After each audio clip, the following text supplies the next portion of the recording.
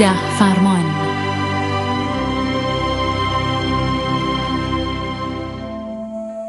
You told me that was Don't worry about I it. wrote it down. Did I? Anyway, don't worry, I'll be fine. You told me you did. Really? You told me. You're right. Possibly I don't know. Don't worry, I'll be fine. Showed me something. I thought the worst thing was upstairs.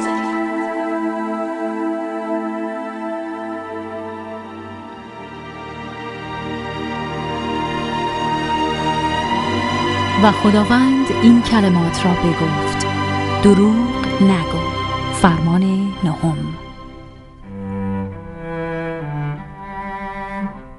آنها 3 نفر بودند: پدر، مادر و دختر.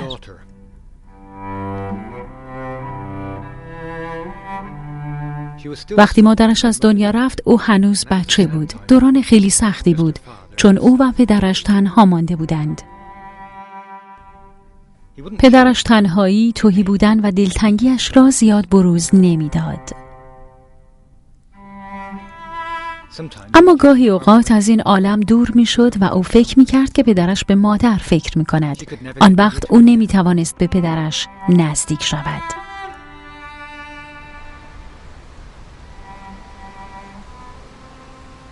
آنها از هم مراقبت می‌کردند و اوقاتشان را در کنار هم سپری می‌کردند.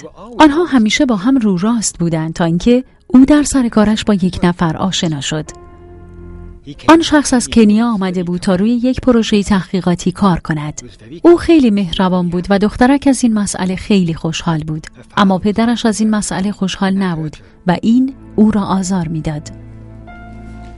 او می‌خواست که پدرش هم در شادیش شریک باشد. اما او آنقدر از این مسئله ناراحت و عصبانی بود که دخترک دیگر جرأت نکرد راجع به آن با پدرش حرف بزند.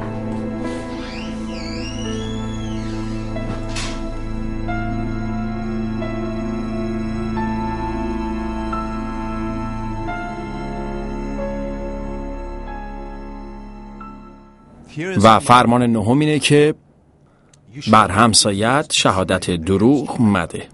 یا خلاصه تر بخوام بگم، دروغ نگو. در ظاهر این فرمان در مقابل فرمانهایی مثل قتل نکن خیلی هم مهم نیست، اما شاید شما نباید اونو کوچیک و کم اهمیت فرض کنید، مگه نه؟ در واقع منشأ اون جاییه که همه مشکلات از اون شروع شد. احتمالاً داستان آدم و حوا و مار و درختی که میوه ممنوعه داشت و یادتون هست. با وجود اینکه این موضوع زیاد مطرح نمیشه، اما در حقیقت یک درخت دیگه هم اونجا وجود داشت که آدم و حوا میتونستن از اون بخورن. البته اونجا درختای زیادی وجود داشت که میوه های اون قابل خوردن بود، اما این یکی خاص بود. در اصل درخت ممنوعه بود. اون درخت حیات نامیده میشد، یعنی اگه اونا از اون میخوردن و به خوردنشون ادامه میدادن میتونستن تا ابد زندگی کنن. تصورشو بکنید، چیزی که انسان‌ها سالیان سال آرزوشو دارن و تو فیلم‌ها نشون میدن اونجا بود، جوهره و اکسیر حیات. اما اونا همه اینا رو به خاطر یه دروغ از دست دادن، به خاطر اینکه اجازه دادن تا یه مار اونا رو اغوا کنه. به جای اینکه بفهمن این مار یه پوشش شیطانیه، حوا به صداقت خداوند شک کرد و میوه درخت ممنوعه رو خورد. بعد از اون خداوند اونا را از بهشت اخراج کرد.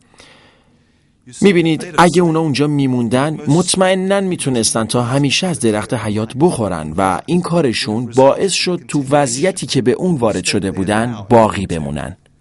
به عبارت دیگه، نتیجه باور کردن یه دروغ به جای اطاعت از خداوند، دروغای دیگه آسیب، درد، قتل و اشکه که همه اینا تا ابد ادامه خواهد داشت.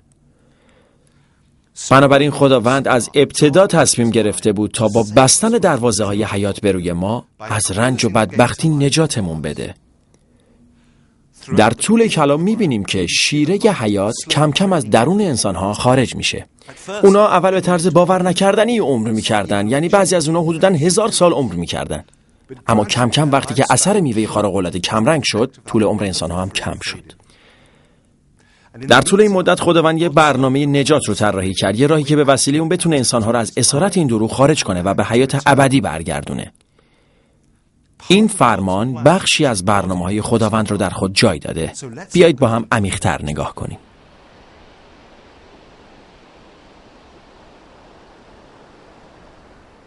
من تو تمام مدتی که به عنوان گزارشگر فعالیت می کردم، یعنی از روزی که کارم رو شروع کردم، میبایست میفهمیدم که چطور افراد رو آماده کنم، اونا رو تشویق و ترغیب کنم تا چیزایی رو بگن که من لازم دارم و بعد بشه از اون یه سرخط مناسب ساخت. رسانه یعنی همین، یعنی سرخطها و برانگیختن احساسات. البته به طور خاص ما هر چقدر بتونیم ماجراهای بیشتری رو تو مجلات جمع آوری کنیم، پول بیشتری هم به جیب میزنیم. یه آژانس خبری از من دعوت کرد تا به یکی از روزنامه‌های داخلی یکشنبه ملحق شم. من بیشتر کارام اونجا آزادانه بود. بعد سعی کردم روی کارهایی که سالهای قبل انجام داده بودم بیشتر کار کنم، یعنی بیشتر به داستان‌ها و ماجراهایی بپردازم که همشون با هم وجه اشتراک داشتن. ماجراهایی در ارتباط با مسائل جنسی، اعتیاد و قدرت که بعضیاشون شک برانگیز بود و بعضیاشون هم غمناک.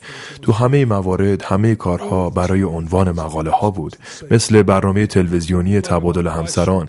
این برنامه آدما رو تشویق میکنه چیزایی رو بگن که معمولا تو حالت عادی نمیگن، یا کارایی انجام بدن که به صورت نرمال انجام نمیدن.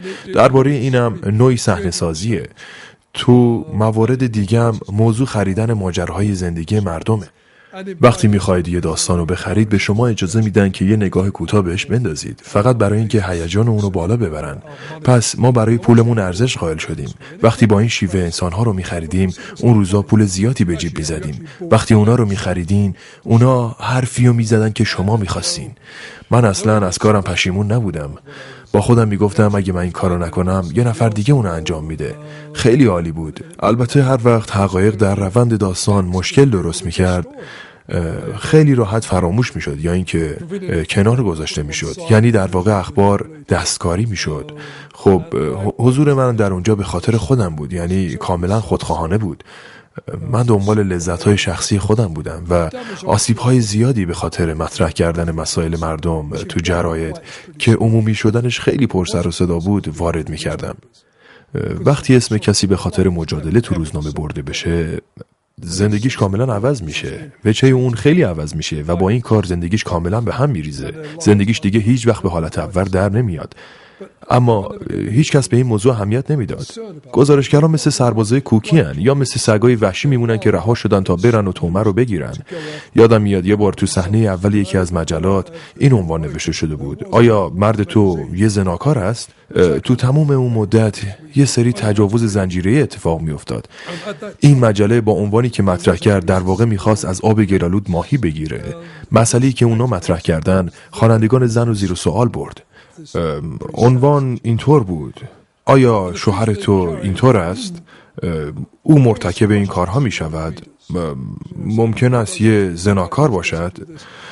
دوباره عنوانی مطرح شده بود که هدفش فقط فروش مجله بود و هنوزم تو خیلی از روزنامه ها از همین روش استفاده میشه. نمونه های اون تمومی نداره. هدف اون ایجاد توهماته. قسمت ناراحت کنندش اینه که یه فکر قوی پشت اون نهفته است که هدفش منفی و ویرانگره. به همین دلیل رسانه ها غمبارن.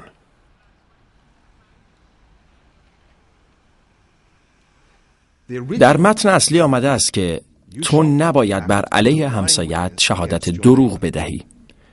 بازخورد عهد جدید نسبت به این فرمان اینه که دروغ را کنار بگذار و با همسایت به راستی سخن بگو. به ما گفته شده که از شایعه پراکنی و تهمت زدن دوری کنیم و حرفی رو به زبان بیاریم که برای بنای دیگران باشه و به شنوندگان سود برسونه. خب این خیلی وسیع‌تر از جمله ساده دروغ نگوه، مگه نه؟ معنیش اینه که باید با تمام وجود راجع به دیگران حرفای راست و خوب بزنیم.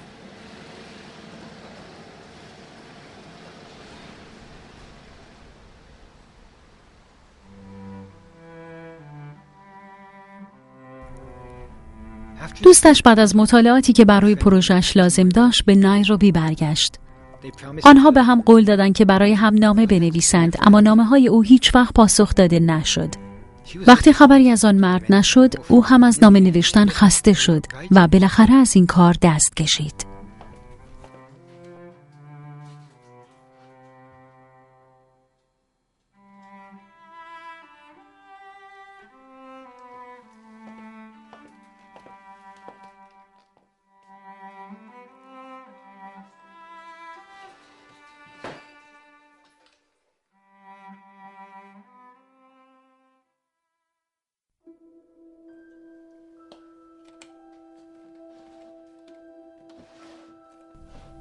همه نامه ها آنجا بودند.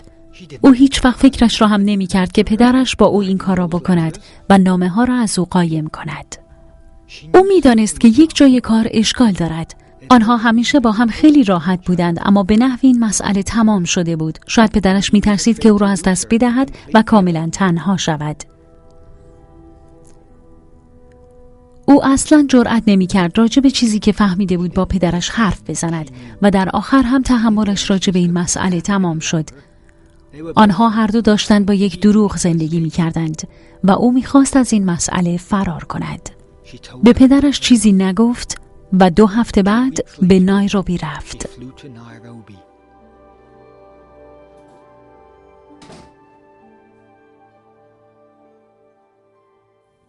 خب پس تو موارد دیگه باید چی کار کنیم؟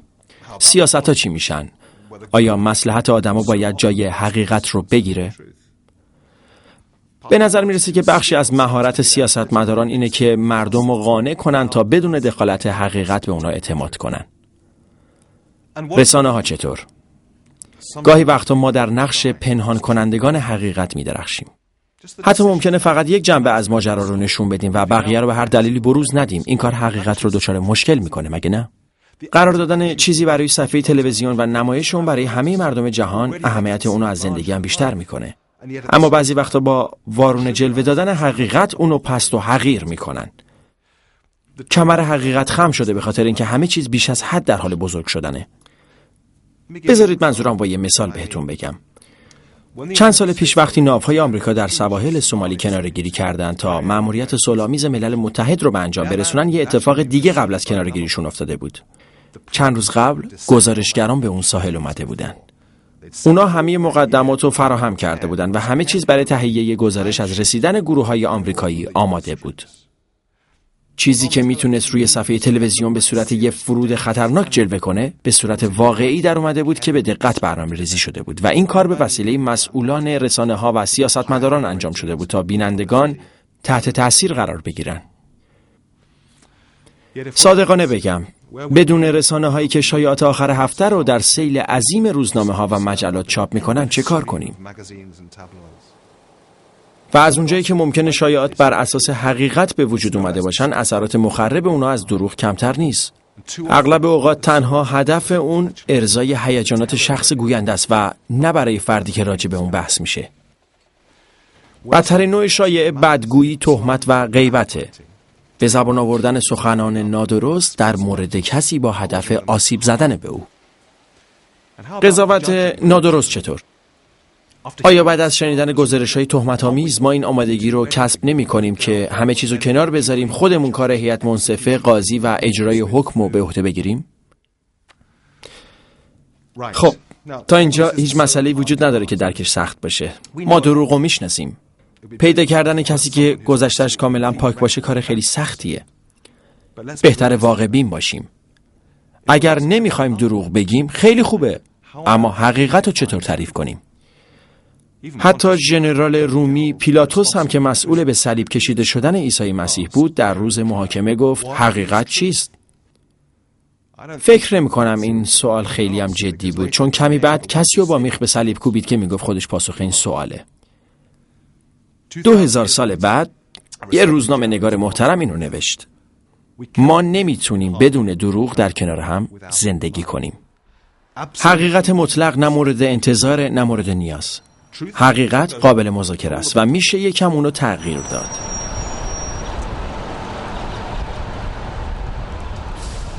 خب این هم یه سبک از زندگی بود که خیلی هم پرفایده بود. هزینه ماشین شرکت، قبض تلفن‌ها، مجله‌ها، قسط بانک و بقیه هزینه هم در می اومد. ما یه خونه 5 خوابه بزرگ تو براموچشایر داشتیم که تقریبا محل زندگی میلیونرهای انگلستانه. اون محل گروه موسیقی خاصی برای خودش داشت. خیابوناش پر از پورشه و بی ام و بود. بچه‌هاش برای خودشون اسب داشتن با یه ویلا تو اسپانیا. خب اینم برای خودش یه سبک زندگی بود. تقریبا میشه گفت رویایی بود و این رویا تا جایی که امکانش بود مرتب بیشتر پیش میرفت. وضع زندگی من خیلی خوب بود. به ظاهر همه چیز بر اساس استانداردهای دنیوی سر جای خودش قرار داشت. اما فکر کنم تو سن 42-43 سالگی کم کم متوجه شدم یه جای زندگی مشکل داره.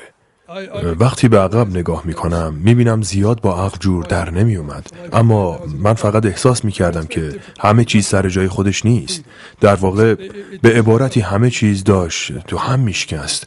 من داشتم تندتر و تندتر میدویدم تا بتونم به یه جایی برسم و وایسم. کم کم راجع به نتیجه کارام نگران شدم. کاری که به عنوان روزنامه نگار میکردم و کشنده بود. وقتی راجع به آسیبی که احتمالاً دارید به دیگران وارد میکنید فکر میکنید، کم کم خودتون رو عقب میکشید. یعنی در واقع پا پس میکشید. شما اونقدر ظالم و سنگدل نیستید که این ماجرا رو ادامه بدید یا اینکه برید دنبال یه ماجرای جدید. هر روزنامه نگاری که به این نقطه برسه احتمالاً مثل سربازی میشه که باید قبل از کشیدن ماشه تجدید نظر کنه. فکر میکنم این مثال به وضعیت من خیلی شباهت داشت. بعد از اینکه من به مسیح ایمان آوردم آزمایش واقعی شروع شد، برای اینکه شغل من تعارضات زیادی داشت.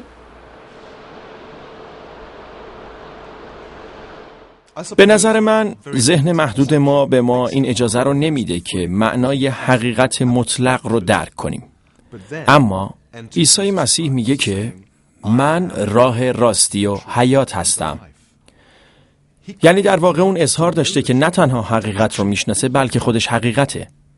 عیسی مدعیه که خودش تجسم حقیقته. از این جنبه اون نقشه خداست که میخواد ما رو از دروغی که زندگی‌های امروزی ما رو به ویرونی کشیدن نجات بده.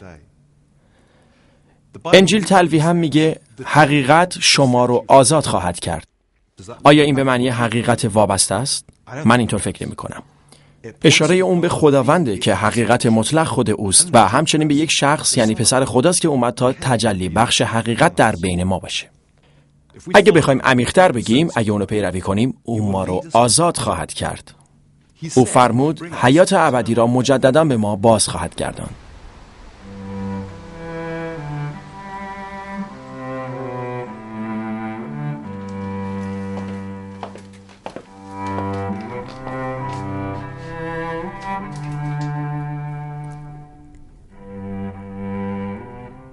نامه نوشتن برای او شهامت خیلی زیادی می‌خواست.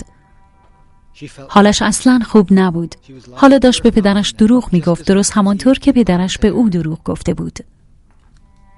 اما بالاخره به او گفت که نامه ها را پیدا کرده. پدرش به نامه او جواب داد و گفت از اینکه او برایش نامه نوشته خیلی خوشحال است و حالا میتواند بفهمد که چرا دخترش ترکش کرده. حالا دیگر میتوانند دوباره با هم حرف بزنند. آنها برای هم نامه مینویسند و از احوالشان به هم خبر میدهند.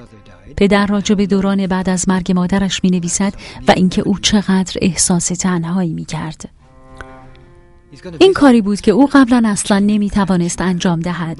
سال آینده قرار است به دیدن دخترش برود تا مردی را که با او ازدواج کرده ببیند و از همه مهمتر این که نوه کوچکش را در آغوش بکشد.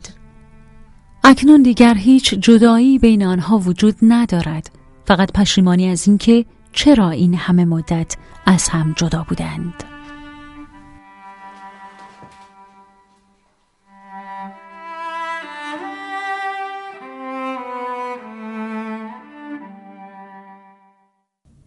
یه حقیقت دیگه هم هست که باور کردن اون زیاد سخت نیست، اما تحمل کردنش سخته. گاهی وقتا حقیقت انقدر تلخه که ما ترجیح میدیم که اونو کاملا دفن کنیم و دیگه راجبش فکر نکنیم. ماجرای مشاوره رو شنیدم که ازش خواستم به زنی که میخواست خودکشی کنه کمک کنه. برای این زن اتفاقات ناخوشایند زیادی افتاده بود. افسردگی اونو بیشتر و بیشتر در خودش فرو برده بود و اونو به یه آدم کاملا تنها تبدیل کرده بود. بالاخره مشاور فهمید که تمام تنهایی‌ها و گوشه‌گیری‌های اون به یه خاطره بسیار دردناک برمیگرده. اون زن به یاد میاره که وقتی بچه بوده یک سگ داشته. زمانی که مشاور ازش پرسید برای اون سگ چه اتفاقی افتاد، اون کاملا به هم ریخت. اون توضیح داد یه روز پدر و مادرش به اون گفتن که دیگه نمیتونه اون سگ رو نگه داره با اینکه اون خیلی خواهش کرد، اما اونا طول سگ کوچیکو انداخته بودن تو سوراخ توالت و سیفونو کشیده بودن. دردی که از این خاطر همراهش بود اونقدر شدید بود که اون نمیتونست با اون کنار بیاد.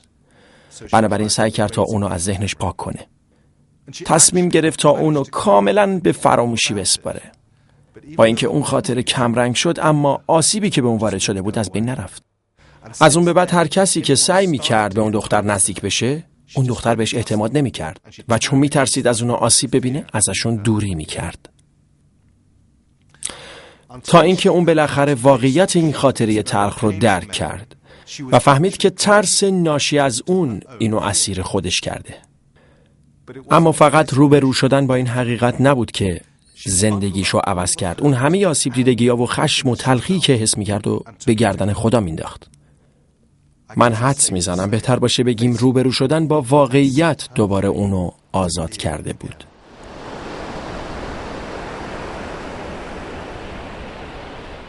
منو به کاردیف اعزام کرده بودن تا به یه زن رشوه بدم. اون معشوقه سربازی بود که به قتل یه زن متهم شده بود.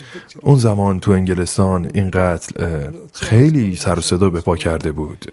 اول مجله خورشید رفته بود سراغ اون زن و فکر میکنم 10,000 تا پیشنهاد بهش داده بود. مأموریت من این بود که برم اونجا و هر مبلغی که شد و بهش پیشنهاد بدم. 15,000 20,000. ما قرار نبود همچین مبلغی رو بهش بدیم، فقط میخواستیم گولش بزنیم تا قرارداد ببندیم. اما من نمیتونستم این کارو بکنم. وقتی اون زن رو دیدم به سردبیر بخش خبری زنگ زدم. گزارش ها رو دادم بهش و گفتم اوضاع اینطوریه که مجله خورشید قبل از ما اینجا بوده. اونا 10,000 تا بهش پیشنهاد دادن. اون گفت خیلی خوب، پس ما 15,000 تا پیشنهاد میدیم. برو جلو. اما من گفتم من نمیتونم این کارو بکنم. اون گفت اما متاسفانه تو باید این کارو بکنی. از این نقطه به بعد بود که فهمیدم من دیگه نمیتونم به کارم ادامه بدم. حس کردم که چاره دیگه ای ندارم. اگه بخوام عیسی رو پیروی کنم نمیتونم دنبال خواسته های خودم برم. نمیتونستم بگم خب عیسی من به کارم ادامه میدم چون انتخابمو کردم. یک شنبه ها تو رو ستایش میکنم، اما روزای دیگه هفته کارایی که دلم میخواد و انجام میدم و امیدوارم تو منو ببخشی. ولی فهمیدم راهش این نیست. میدونین اگه نصف راه رو برین به منزل نمیرسید. یا باید طرفدار عیسی باشین یا بر ضد اون. من میدونستم که بعد از استعفا دادن از کارم میتونم دوباره به یه گزارشگر آزاد تبدیل بشم. با خودم فکر کردم که میتونم روی سوژه هایی کار کنم که به عنوان یه مسیحی باعث شادی خودم بشه. اما فهمیدم که امکان پذیر نیست. من هنوز داشتم با آدمای کلاهبردار کار میکردم. کاملا بوی اونو میفهمیدم و حسش میکردم. فهمیدم که حتی اگه به عنوان یک گزارشگر آزادم کار کنم خیلی زود دوباره به کار قبلیم برمیگردم. پس باید از اون دست بکشم. من هیچ درآمدی به غیر از اون چه که از نشریات محلی مسیحیان نصیبم میشد نداشتم. بارها از خودم پرسیدم آیا من دوباره این کار رو انجام میدم؟ دوباره تحمل اون شرایط رو دارم؟ اگه پیش بیاد بازم استعفا میدم؟ و حقیقت اینه که بله این کار رو میکنم، برای اینکه شناخت عیسی با خودش قدرت زیادی رو میاره. تو شناخت عیسی ثروت و دارایی بی‌نهایتی وجود داره که این جهان قدرت بخشیدن اونو نداره و حتی از درک اونم عاجزه. پس چیزی که من به دست آوردم از هیچ جهت باور کردنی نبود. پولس میگه چیزی که من در شناخت عیسی به دست آوردم در مقایسه با اون چی که از دست دادم هیچه. بنابراین دروغ چه آسیبی به ما میرسونه؟ مشکل اینجاست که گاهی خیلی در وارون جلوه دادن حقیقت غرق میشیم و برای اینکه بتونیم به سود برسیم یا اینکه به دیگران تسلط پیدا کنیم یا اینکه خودمون رو توجیه کنیم، دروغ رو به بخشی از زندگیمون تبدیل میکنیم. در نهایت اگه حقیقت از پوشش هایی که ما رو سرش کشیدیم بیرون بیاد، اصلا نمیتونیم اونو بشناسیم. اما مردم میفهمن. اگه بتونیم خوب فیلم بازی کنیم ممکنه نفهمن. اما چیزی که در وجود ما هست نمیذاره اونا کاملا به ما اعتماد کنن. چیزی که شاید اونا دقیقاً ندونن چیه. میبینید پایه اعتماد حقیقت و راستیه. زمانی که راستی و درستی در کار نباشه، پایه هر نوع ارتباط معناداری سست و بی اساس خواهد بود. عیسی به ما این قدرت رو میده که بتونیم خود حقیقیمون رو ببینیم و خودمون رو اونجوری ببینیم که واقعاً هستیم. و زمانی که دیگران میبینن ما چیزی برای پنهان کردن نداریم و منظورمون از حرفامون مشخصه و راستگوییمون قابل اعتماده، روابطمون بر یک پایه محکم استوار میشه. بنابراین برای سلامتی و شادابی خودمونم لازمه که اجازه بدیم حقیقت آزادمون کنه.